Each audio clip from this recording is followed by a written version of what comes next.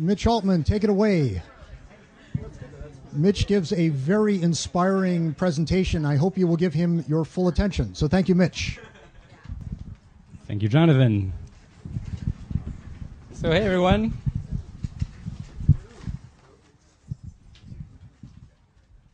So this will, in a way, sort of dovetail off of the last question asked to Jonathan about if he has a day job. And maybe that'll become clear in a bit. So, how many people do you think are unhappy with their work in our country? So I looked that up for this talk online, which is the fount of all knowledge. And according to where I looked, it was 80%, which is really a bummer if you consider that we spend about a third of our lives there. But I turn TVs off for a living. My name is Mitch Altman, and I love my job. So by presenting my journey from a depressed blob of a kid to a jet-setting, public-speaking inventor who loves my life, I'm hoping that others may benefit from my experience. Because if I could do this, really anybody can. But I didn't start off happy. I grew up in my own little world, propelled there by being brutally bullied, targeted for being an introverted geek, fat, gay, bad at sports. Teachers and parents were no help. Generally, life was hell.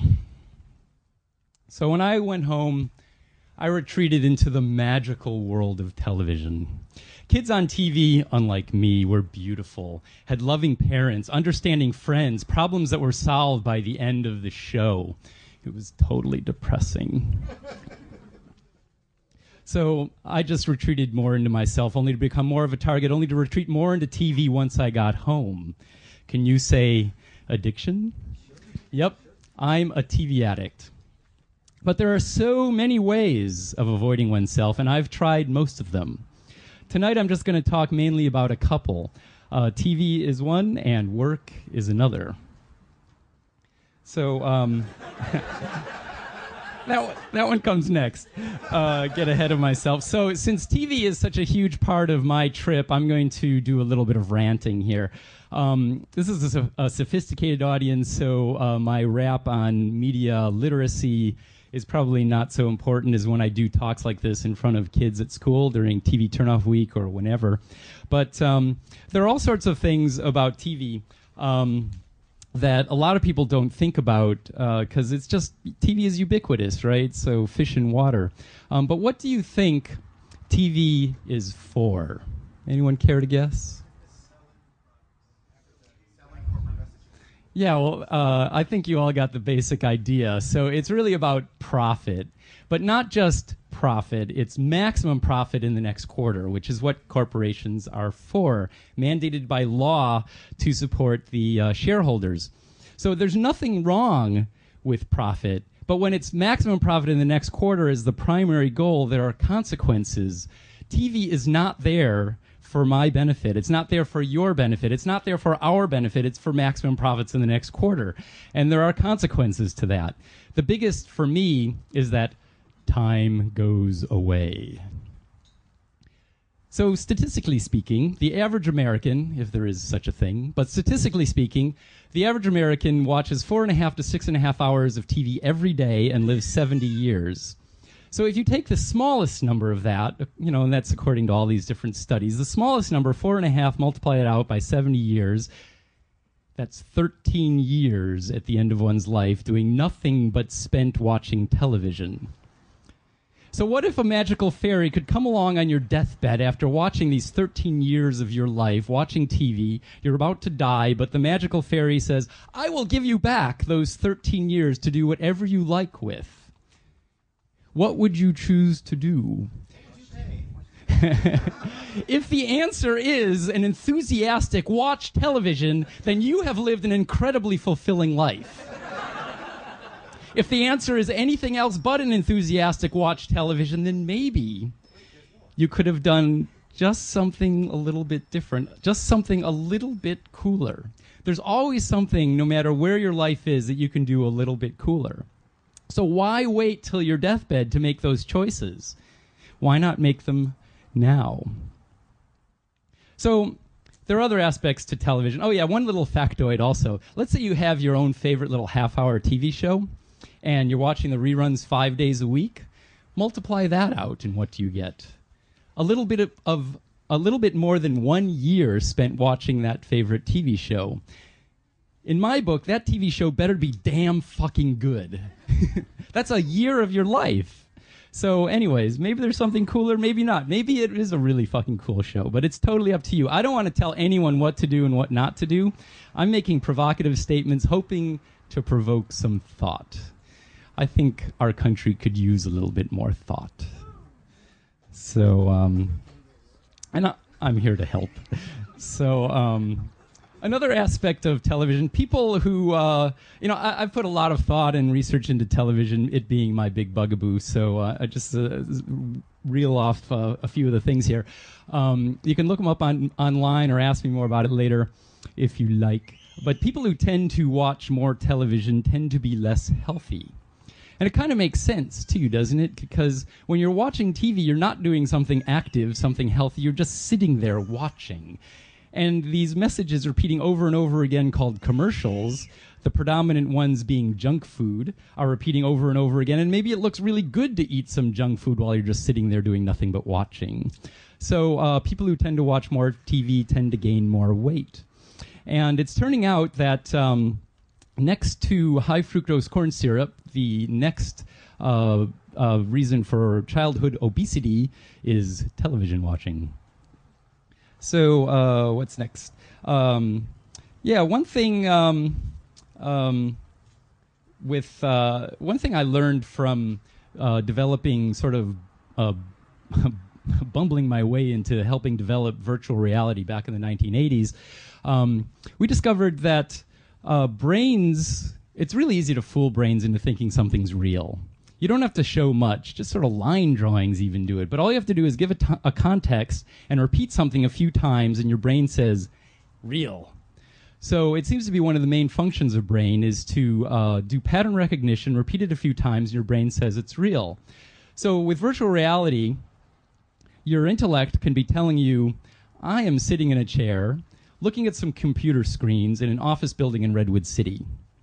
But the rest of your whole being, your psyche, is saying, I'm floating in a cloud, purple pigeons are flying by, and on that cloud over there is a folk singer singing bad music. So that's what's real. And the TV industry makes use of this, often quite explicitly, in the messages it repeats to try to sell us products. And through repetition, commercials do tend to work, statistically speaking. So one predominant way of presenting an advertisement for selling product is to start off the commercial by somehow keying into our insecurities and saying, you are not adequate.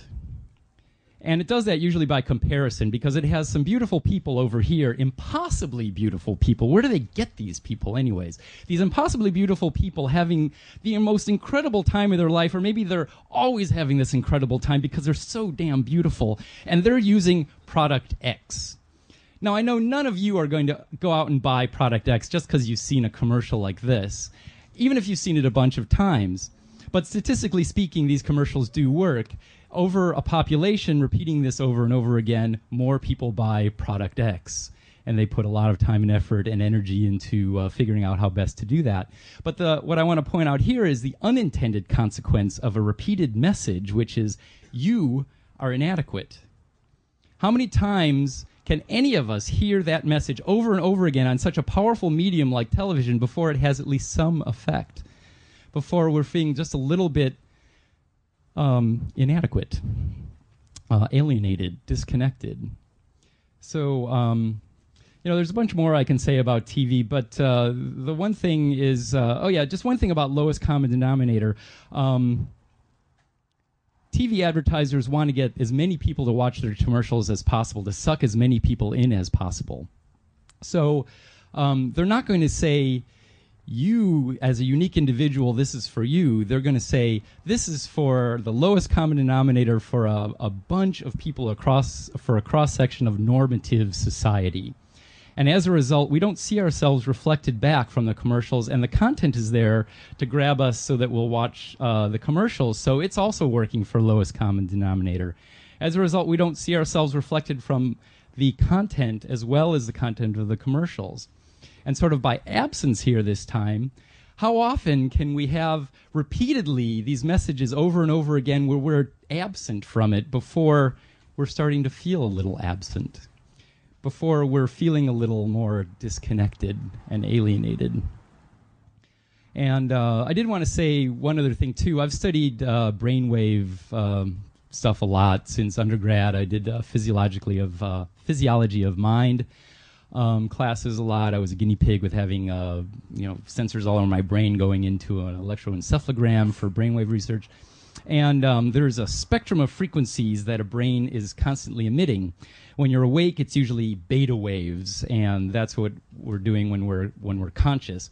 There's another set, a little bit lower frequencies from that, which is alpha waves, and then there's theta and delta, and there's even gamma. But alpha waves is what I want to talk about here. There's one thing, and only one thing, in the history of 2 million years of people on the planet that induces alpha and only alpha waves in human beings, and that's television.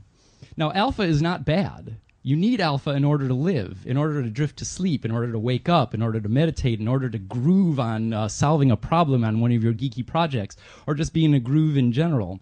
Alpha is really important. But when we're just experiencing alpha, it's kind of transient, kind of nice, but you're totally passive.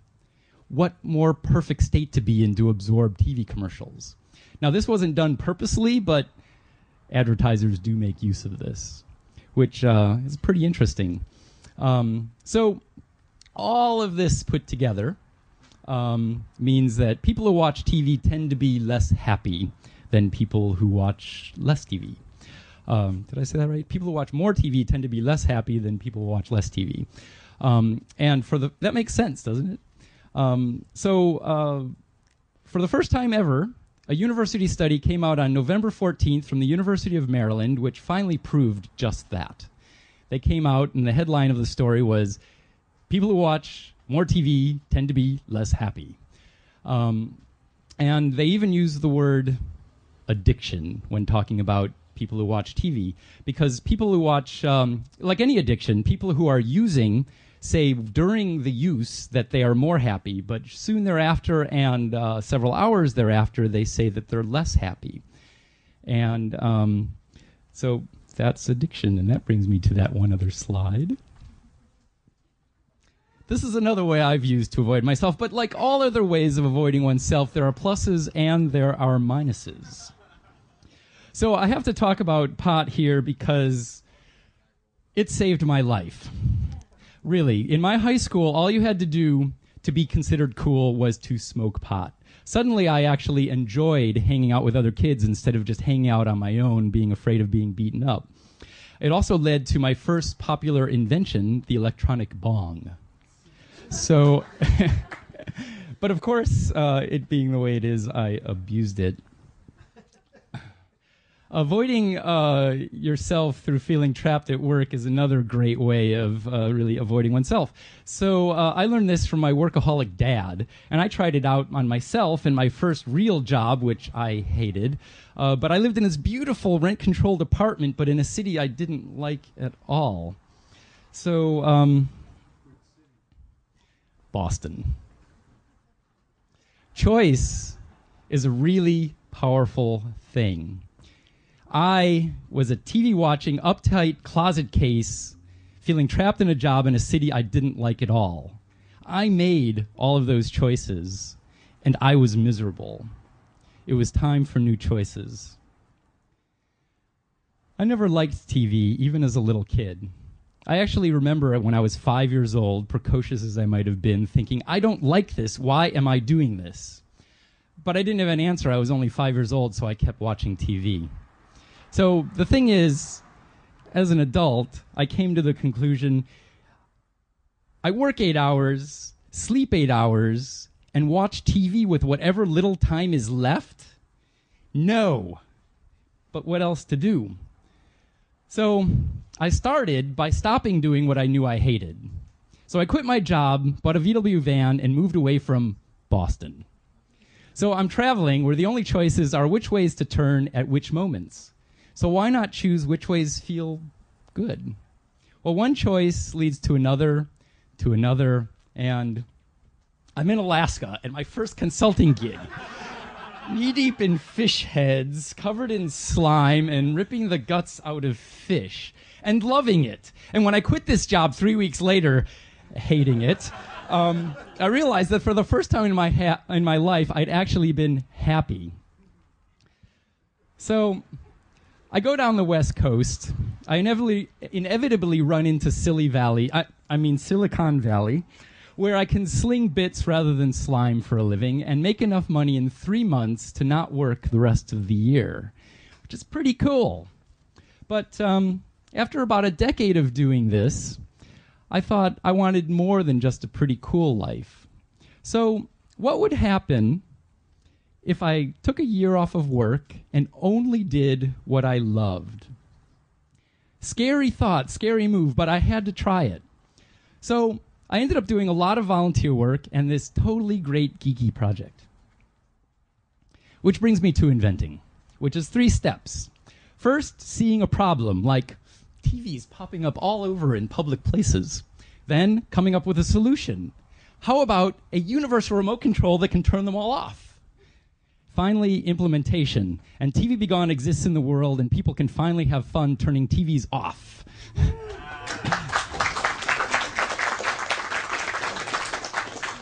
So I worked on TV Be Gone because I loved it. Several of my friends helped because they love it, making it all possible. But we never really thought we would make money from it. It was just a fantasy. Yet, on the first day of sales, $24,000. I was propelled instantly into the media spotlight. NPR, New York Times, People effing Magazine. I was even on Fox TV News.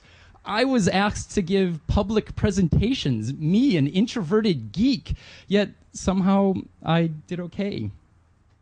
And that's how this whole line of work that I am currently still in got started. Overall, I totally love it. There's so many cool aspects about building a business about something you really love. And if you are going to start a business around a project, make sure you damn well love it, because the parts that are uncool are incredibly uncool. And if you don't love it, you will hate it more than you've ever hated anything in your life, and you will not make it through. And I'm speaking from my own personal experience here, and perhaps I'm projecting on others, but this is my advice learned by hard knocks. There are times throughout the TV Be Gone business that were really unfun, even though overall, like I said, I really love it. Let me just see here. There was one thing I wanted to say. Did I say it? Yeah, so just one thing. Even though I grew from this depressed blob of a kid to someone who really loves my life, all of those issues that I've always had in my life, none of them went away. All of them are still there. They're not necessarily as important as they used to be, and maybe they've changed form, but like managing time. Before, I was really bad at it, and I sucked it all away watching TV. Well, I'm still not good at it, but the thing is now there are just so many cool things to do. How do you choose what to do? And when you run a business, there's so many things to do. Like, I have all these projects going on at once. What takes priority at any given moment? Well, today I thought, gee, I've got all day. I'll have enough time to put this presentation together. Well, I actually had a different presentation than this in mind. So this is somewhat recycled from the talk I gave at Noisebridge last Thursday. But hopefully it's working out good enough. But the thing is, I get 100 emails a day. That's a lot of emails. If each one takes 1 to 5 minutes, that's a lot of minutes. But I have to answer them every day. Otherwise, the next day I have 200. And the next day I have 300. So anyways, I did that. And then I'm preparing for these 2 conferences coming up in San Jose as eTech And right after that is the UK Maker Faire in England. And for both of these, I'm going to do workshops teaching people how to do cool things with microcontrollers and teaching people to solder, which I totally love. It's way fun. And I also do that at Noisebridge every Monday if anyone's interested. And also, Noisebridge is this hackerspace that I started with a bunch of people in San Francisco, just at 16th and Mission. Check out noisebridge.net. It's totally cool. And I'm the treasurer, so I had to do accounting for Noisebridge today. And then another unfun part of doing business. I'm in a lawsuit with these people who are ex-customers in the UK who stole the TV Be Gone, copied it, and are passing it off as actual TV Be Gone using the TV Be Gone name. And the guy kept calling me today, and it's stressful. But, you know, still, even with all of that, still totally cool. It's what I want to be doing. That's what's going on now with the business. Let me tell you just a little story about some interesting problem that I had at the beginning of TV Be Gone business. You know, like I said before, I wasn't thinking that TV Be Gone would make me any money, because who would buy a thing that would turn TVs off in public places? I thought maybe in my fantasies it would supplement some income from some other source. So when but I figured, you know, some people will buy it, so I'll put it on my website, and I should have credit cards. People want to use credit cards, so I'll let them use credit cards on my website. And one of the questions for the credit card processor was, how much money do you think you'll make annually? I'm like, well, I don't know. It doesn't really matter. There's no consequence to this question. So I'll fantasize and exaggerate it to $100,000. Well, like I said earlier, the first day of sales, I made about a quarter of that. And after 3 weeks, I get a phone call from the credit card processor saying, we have a problem here. You said you'd make $100,000 annually, and it's 3 weeks later, and you've made 3 times that. I mean, is that a problem? He said, well, yeah, it's not in your business plan, so we don't believe you can actually fulfill your orders. So we're not going to give you any of the money that people have been giving you. And actually, it turns out that's totally legal. Banks can do things like this. Yeah, unexpected things that happen in business. So they prophesied that I will not be able to fulfill my orders, and it nearly came true, because I couldn't fulfill the orders because I was sold out, and I needed the money from the orders in order to pay the manufacturer for the new TV Be Gones that I'd ordered that were going to come in to fulfill the orders. They weren't going to give me the money. So fortunately, luckily for me, my mom and my 2 brothers kicked in the money to pay the manufacturer, and I could fulfill the orders, not fulfilling the prophecy of the credit card company. And it took a year, but I finally got that money back, and I could pay my brothers and my mom back. So you never know how things will go. So expect the unexpected if you are in your own business. One other thing I wanted to say just about running a business. You know, suddenly people are buying TV Be Gones like crazy. You know, it's just on Wired.com, and evidently people like pay attention to Wired.com. I never did, but you know, that's why NPR called me and New York Times and blah blah blah. And so it got way out of hand, and people are buying them like crazy, and they're $20 a piece. And if you're selling a lot of something at $20 a piece, a lot times $20 is a lot of dollars. So it should be really easy to make shitloads of money, and it is. However, keeping any of it isn't. So I have to pay 11 other people besides myself, and after I pay all of them, I get what's left. And it turns out that that's just barely enough to live the life that I live. But as it turns out, that's totally cool, because I get enough money to live the life I really love. So something wonderful happened for me from all of life's ups and downs. You know, bringing together all of these aspects of my life that I thought were wrong with me, you know, like TV addiction. But it really gave me an outlet for my own unique, geeky self. And in conclusion, I just really want to ask all of you to please choose well what you do with the time of your life. Please do what you love, and the world becomes a better place.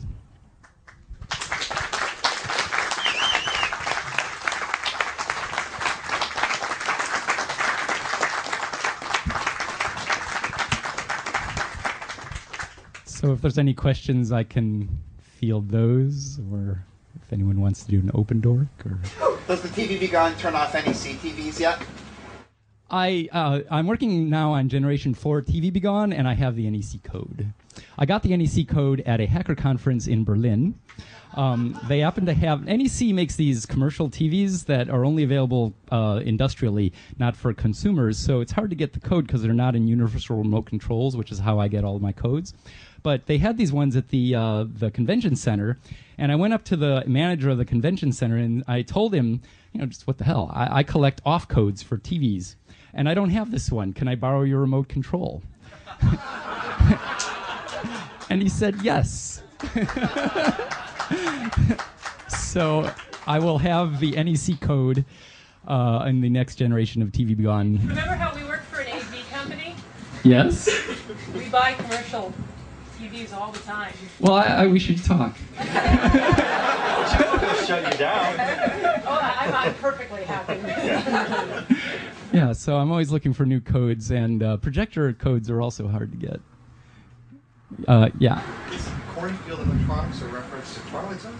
Cornfield Electronics is a reference to Twilight Zone. A bunch of people have asked me that, and when I was a kid, I did watch TV every waking moment of my life, and Twilight Zone was one of the few shows that I actually enjoyed. And the creepiest one is this one about a kid who sends people to the cornfield when they don't obey him. And it's totally creepy and horrible and great. It's really well done. I was not thinking of that when I came up with the name Cornfield Electronics. I was living in Urbana, Illinois, which is a huge school supposedly good for engineering, but in fact it's really just good for collecting people who have high-profile names in engineering. Like the person who invented transistor and things like that, but he's so old and senile he couldn't teach anybody. Anyways, I did consulting there, and one day I had to order parts the first time for a client, and the person on the phone said, "What's your company name?" And I didn't have one, so I looked out my window and I called it Cornfield Electronics. Any other questions? Yeah. Yes, so I want you to speak about geek community and your experience at Noise Vision and, the importance of that. So I was asked to talk a bit about geek community. Wow, there's a lot I can say about community and geek community in particular. As introverted geeks, most geeks are introverted, not all of us, but I certainly am, and most people I know are. We, have been reinforced to stay away from scary, emotional things with weird people and stuff like that, and we can go to our own little corner and do whatever geeky thing it is that we love doing, and people, like parents and teachers go, wow, that's kind of cool, he's way focused, let's give him kudos for that, and, what's that? And riddling quite often, or some of us who happen to be Asperger's or something, even more bizarre drugs. But we all have this sort of as an overlap, and we had to learn later in life how to interact with people, and all of us here have been able to do that to a certain extent, otherwise we wouldn't be able to handle this crowd.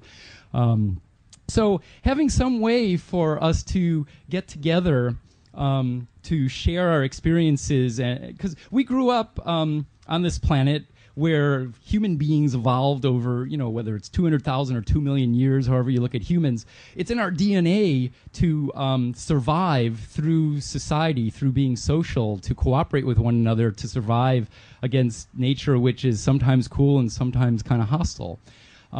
So how do we deal with that in our modern planet, especially as introverted geeks? Well, there are so many ways that we hunger for community. And I think everyone in our modern culture starves for community in some way or another. And we are lucky enough to have things like Dorkbot that some fabulous people have just said, hey, let's have a Dorkbot. And, and look what happens as a result. Just one person's idea. And hackerspaces have been popping up all over the world. And they're starting to proliferate like crazy just over the last year or two. As a result of really a lot of work that's been done over the last quarter century in Germany, due to just a handful of people collecting all sorts of geeks to do cool projects. And there's also hacker conferences happening. We can get immensely recharged by sharing our projects, by learning from other people's projects, and and then go off into our own little geeky corner and do cool stuff. Come back and share it, and so I don't know. There's just some random brain firings for me on that thought. Yeah. What other horrible things should we look out for if we go into business ourselves? What other horrible things should you look out for if you go into business for yourself?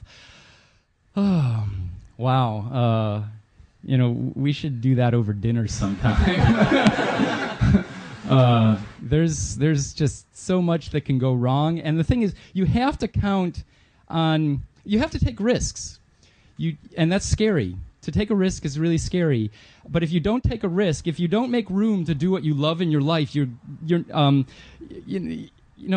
you do make room to do what you love in your life, there's no guarantee that you'll succeed. But if you don't do that, what is guaranteed is that you won't be doing what you love in your life. So, where's the choice there? So, if it's something that you think you might want to go into business with, if you love it, you just have to do it. That's my outlook. If you don't do that, then you're just stuck in some cubicle in a day job that's sapping your energy, keeping you from doing all these things that you could explore that maybe you would love. And I would love to encourage people to really think about that. Even in a scary time like now with, recession or it's really depression, it's an opportunity. There are so many things going on now that don't happen when it's economic high times.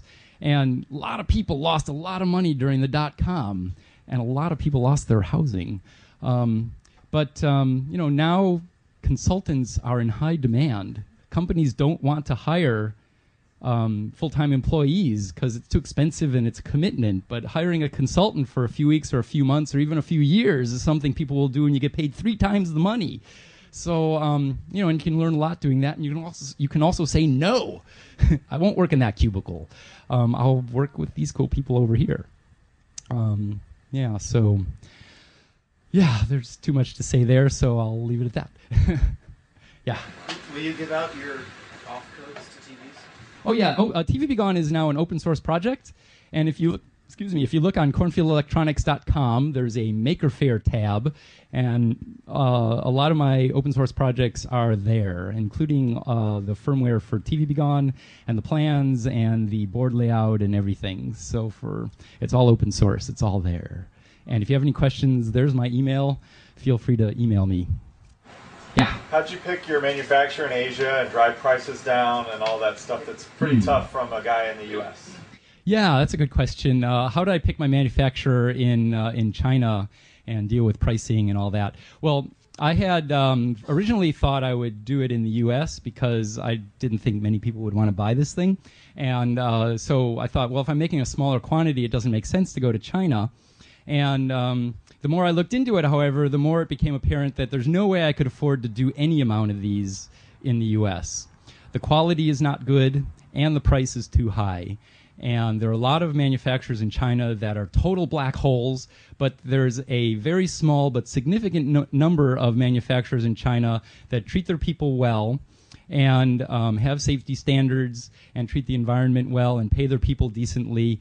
And finding them isn't necessarily easy, but by asking a whole bunch of my contacts through people I used to work with, I came across what turned out to be the largest single manufacturer of TV remote controls in the world.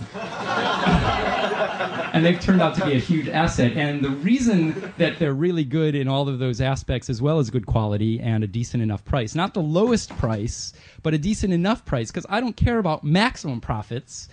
Cornfield Electronics is a corporation, but it's not publicly traded. It has one shareholder, me. If that shareholder is unhappy, then I know what to do about it. So all I have to do to please that shareholder is to get enough money to live off of. And if the thing is, I made TV Be Gone to make life better for people, and if it's at the expense of other people, that is not okay by me.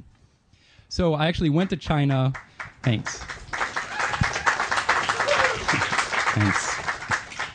So I went to China to check these places out, and in China, so often people do the right things, as people all over the world do, for the wrong reasons. So the reason that this company, CompuTime, is really good for their employees is because they were busted for being incredibly horrible a long time ago, and they were going to lose a lot of customers in the West. So they had to clean up their act. Another company I'm using now for some of the other things I have in the pipeline, they're really good to their employees, again, for the wrong reasons. They're in Shanghai, and in Shanghai there are so many contract manufacturers that they all try to compete with each other for rock bottom prices, which mean they're treating their employees really horribly. But there's so many of them, employees quit here and go there. So this place that I'm working with distinguishes itself by being high quality. Not the lowest price, but good enough price. So they have to train their employees very well to keep the quality high. Once they're trained, they don't want them to just quit with all their training and go to some other place. So they have to pay them well. They have to treat them well. And when I was there checking them out last spring, I got to know a bunch of the people.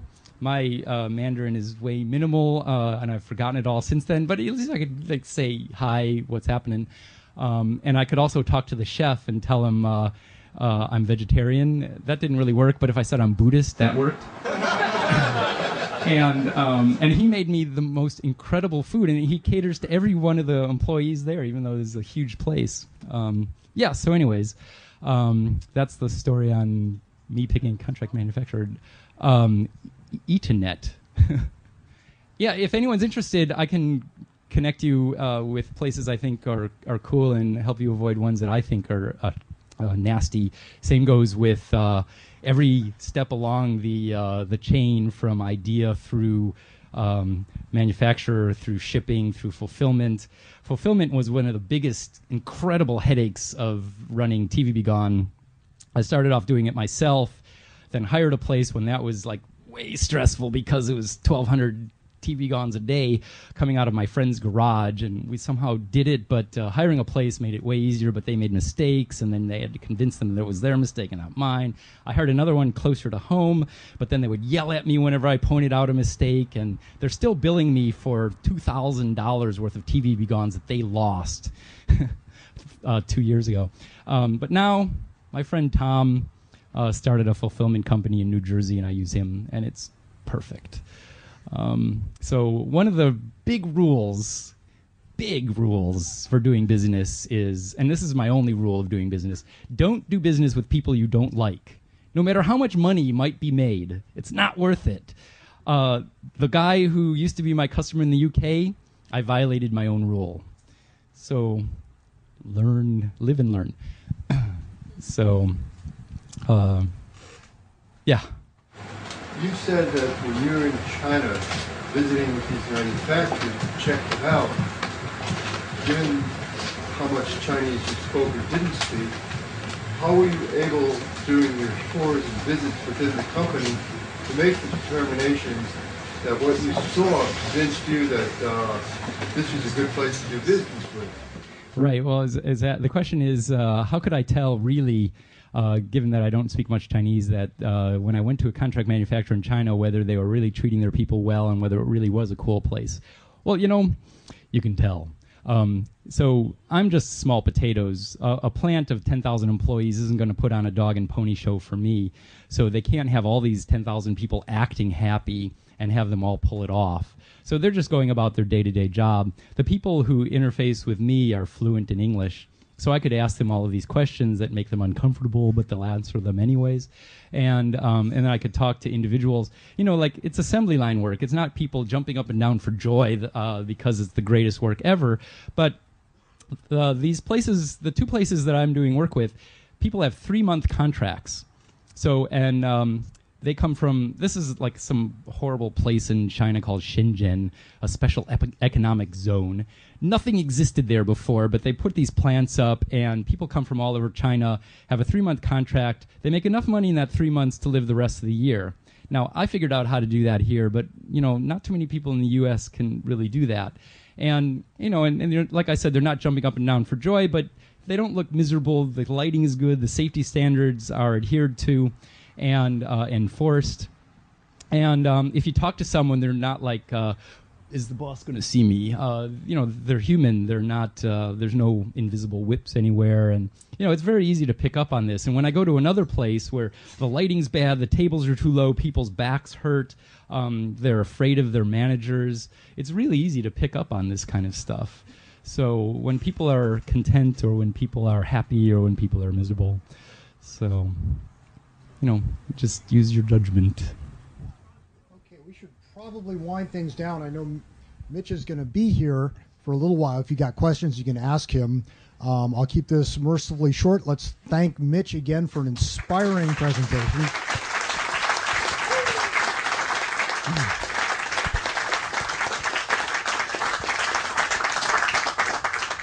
That was awesome. Thank you, Mitch.